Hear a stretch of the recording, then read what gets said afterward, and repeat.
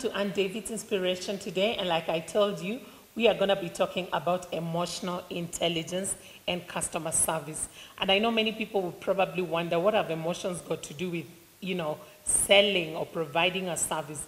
Believe you me, there is more to it than you can imagine.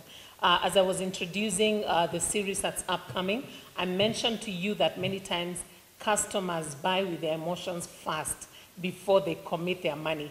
They buy with their heart first before they commit their hard-earned cash. And so when we are talking about emotional intelligence, basically we are saying you, the business person, learning how to manage your emotions.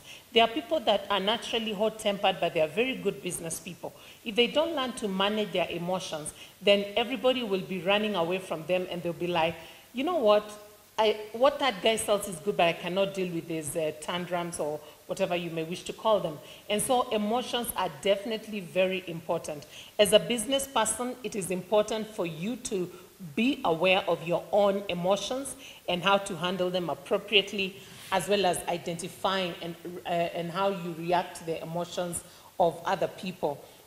When we are talking about emotional intelligence, one of the things you need to understand is that the customer, when they're coming to buy from you, it is not so much about how they behave. One of the things I agree, and I know is so true, is that customers are so different as there are different species, maybe, of plants in this world. And so if you don't learn to handle customers based on their different emotions, you might find you're not doing well in your business.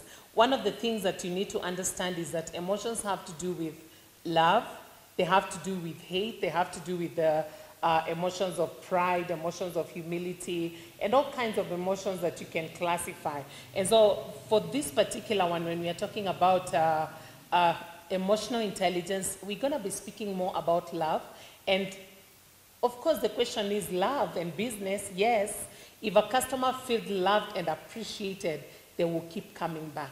Not so much because the coffee is better than the one in the other hotel, but because they feel loved. So human beings move when their emotions are moved. And I think the smart business people will work on someone's emotions so much so that by the time they tell them, yes, I am selling you this, they don't even think twice. So when human beings' emotions are moved, then the person is moved, and of course the money is easily moved also from their pockets. And then many businesses are about love.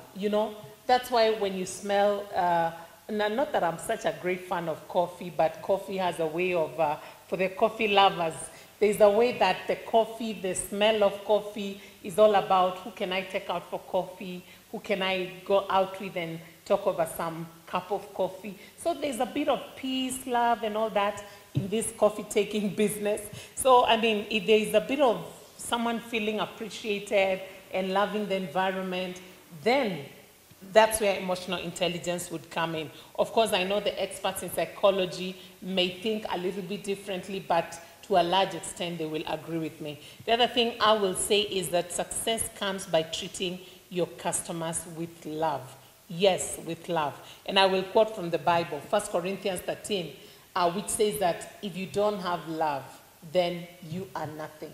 And I was thinking of the many verses that I will not read, but for the benefit of those that believe in the Bible and even those that don't believe but you can benefit from this video, there's one that says, even if you sing with the tongues of angels.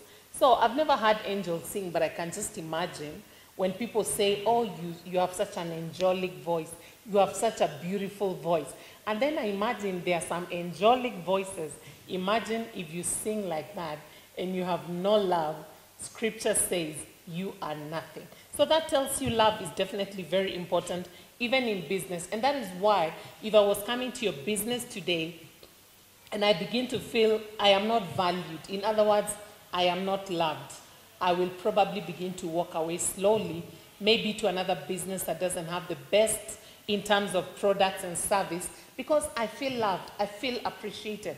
Love doesn't necessarily, many times people have misinterpreted love and thought of it as lust, but there's a difference between love and lust.